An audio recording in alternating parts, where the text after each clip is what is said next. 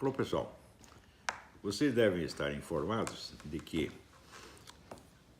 a polícia, chefiada por um delegado que foi assessor condecorado do governador petista de Minas Gerais, foi proibida de divulgar os dados da investigação declaradamente para não ajudar o Bolsonaro. Mas, ao mesmo tempo, o assassino foi autorizado a dar 2 entrevistas para ferrar com a candidatura a Bolsonaro. É o último golpe, a última cartada desses que já viram que estão encurralados pela população que os odeia e que vão tentar uma cartada final culpando o próprio partido do Bolsonaro por este crime cometido por um membro do PSOL. Muito bem.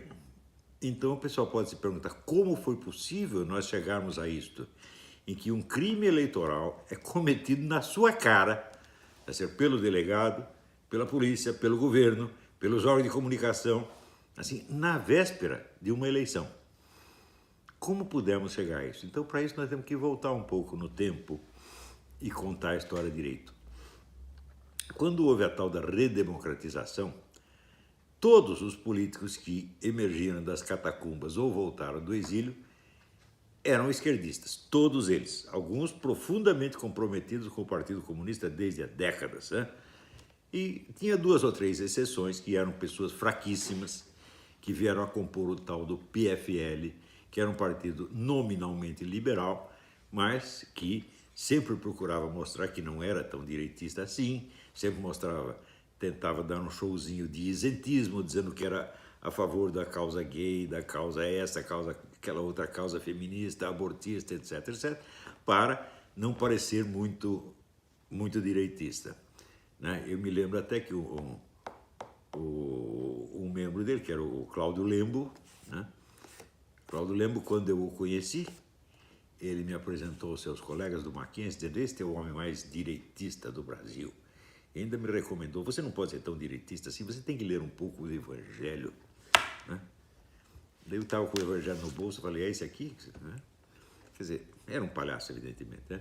O PFL era todinho composto desses palhaços, é um partido que acabou se implodindo a si mesmo para desimpedir o caminho. A função dele era esta: servir de camisinha para os outros partidos.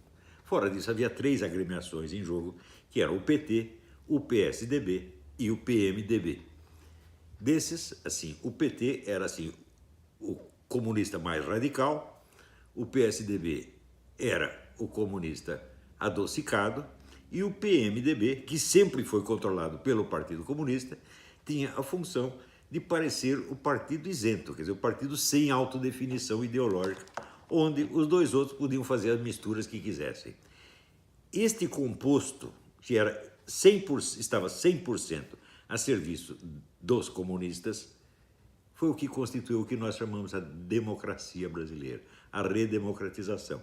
Então era um sistema calculado para haver sempre um rodízio de poder entre o PT e o PSDB, com a ajuda dos seus servidores no PMDB. Isto foi a democracia. Ora, acontece que esta democracia estava contra a maioria da população. A maioria da população brasileira, segundo todas as pesquisas, era acentuadamente conservadora, sobretudo no ponto de vista moral e social. Isso todas as pesquisas, inclusive da Datafolha, mostravam isso. Então, num país que tinha a maioria de 70% a 80% de conservadores, você não tinha um partido conservador, não tinha um jornal diário conservador, não tinha um canal de TV conservador, não tinha uma universidade conservadora, não tinha uma revista semanal conservadora, não tinha nada. Ou seja, a população foi totalmente excluída da democracia.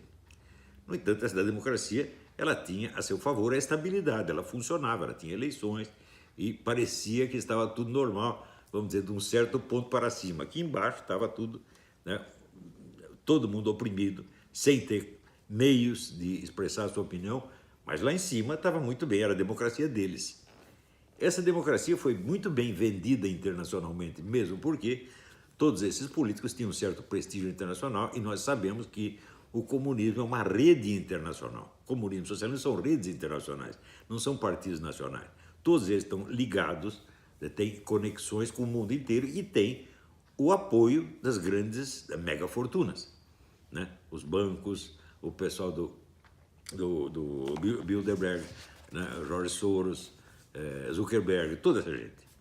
Então, é um poder descomunal que controlava o Brasil, quer dizer, a parte superior do Brasil, né, mantendo o povo sob censura, com mordaça, durante 30 ou 40 anos. Isto foi a democracia brasileira. Muito bem. Então, é evidente que foi a democracia calculada para consolidar o poder comunista, socialista, etc. Mais ainda após a fundação do Foro de São Paulo. O Foro de São Paulo era uma organização nitidamente criminosa, onde partidos supostamente legais se associavam intimamente a organizações criminosas, como as Farc, o MIR chileno, que tinha o monopólio dos sequestros na América Latina, né? As Farc, sobretudo, que eram a grande fornecedora de cocaína ao mercado brasileiro. Tudo isso, vamos dizer, numa intimidade totalmente obscena, né? E, na época, se você dissesse que havia uma parceria de PT e Farc, todo mundo ficava escandalizado. Mas você estava vendo lá o Lula presidir o Foro de São Paulo, junto com o Manuel Marulanda, que era o comandante das Farc. Ou seja, a parceria era óbvia, tá certo? Inegável. Mas ainda o Foro de São Paulo era um órgão internacional e a lei eleitoral brasileira proíbe o registro de qualquer partido que tenha filiação a qualquer órgão internacional. Então, o PT está na ilegalidade desde 1990 e colaborando com essa quadrilha criminosa, com várias quadrilhas criminosas, desde 1990, e a mídia inteira fazendo o possível para não ver, né? Tanto que a própria existência do Foro... Não esqueçam isso. O Foro de São Paulo foi a maior entidade política que já existiu na América Latina, congregando 200 partidos e outras organizações. Isso nunca existiu na América Latina. E durante 16 anos, a mídia inteira negou a existência do Foro de São Paulo. Ora, então quer dizer que a mídia faz parte desse esquema. A mídia inteira. Claro que sempre tem um ou outro que não concorda, mas tem que ficar quietinho, porque a maioria da redação o oprime e não deixa falar. Tá certo? Então, veja, uma coisa que eu recomendo para vocês entenderem tudo que aconteceu e está acontecendo na América Latina e no Brasil é isso aqui. Leonardo Coutinho, Hugo Chávez, O Espectro. Isso aqui mostra, baseado só em documentos oficiais do começo até o fim, o envolvimento do governo da Venezuela no tempo do Hugo Chávez e agora, narcotráfico, terrorismo no mundo inteiro. Por que a Venezuela foi para o buraco? Por que acabou a economia venezuelana? Porque o Hugo Chávez, que se elegeu prometendo restaurar a economia, destruiu tudo, financiando terrorismo e narcotráfico no mundo inteiro, com a ajuda do seu Lula e do PT. Então, esta gente está envolvida numa rede criminosa de tamanho descomunal.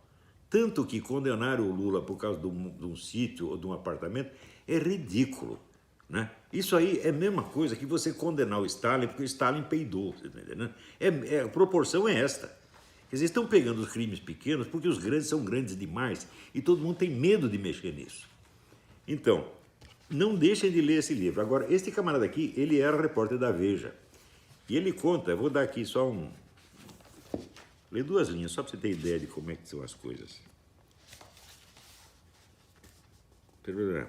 Em abril daquele ano, 2001, a revista Veja publicou uma capa sobre a presença de extremistas islâmicos no Brasil. Alguns deles eram procurados em seus países de origem por terem realizado atentados. Outros eram identificados como membros ativos dessas organizações. Assinada por mim e pelo fotógrafo Manuel Marques, a reportagem se baseou exclusivamente em documentos oficiais. Coube-nos localizá-los e mostrá-los no seu novo habitat. O trabalho provocou 2 efeitos. Levou-me a ser mal falado entre os colegas de redação nas mesas de bar. Esse é um dos efeitos. O outro não interessa. Veja, a classe jornalística é 100% cúmplice desta coisa. São todos criminosos, gente. Não estou brincando.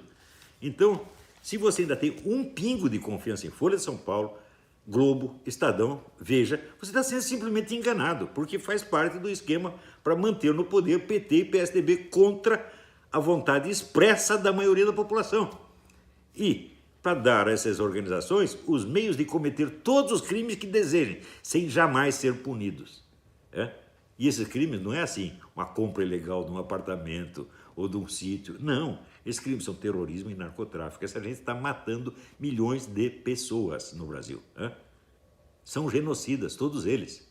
E é esse esquema que está defendendo esses partidos, com a cumplicidade, inclusive, de pessoas que se dizem conservadoras, tipo Alckmin e outros, né? Alckmin, Amoedo, né? Partido Novo, essa porcariada toda. Tudo isso está dentro de um maior esquema criminoso que já existiu no continente.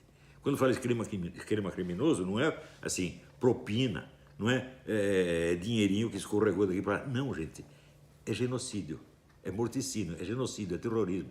Né? Então, é claro que eles têm que se defender, porque eles sabem que quando o Bolsonaro for eleito, eles serão investigados e punidos.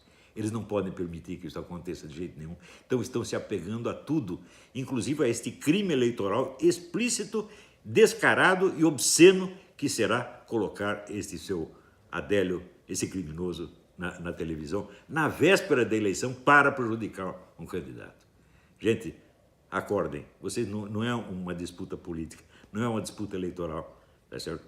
É uma disputa contra o banditismo organizado, contra criminosos, psicopatas, gente sem escrúpulo de espécie alguma, incluindo os colaboradores mais suaves, tipo Alckmin. Todos eles estão metidos nisso, todos sem exceção, tá? Então, acordem, ou eleger o Bolsonaro ou dizer adeus ao Brasil. Até a próxima, obrigado. Não esqueçam uma coisa, visitem o meu Patreon.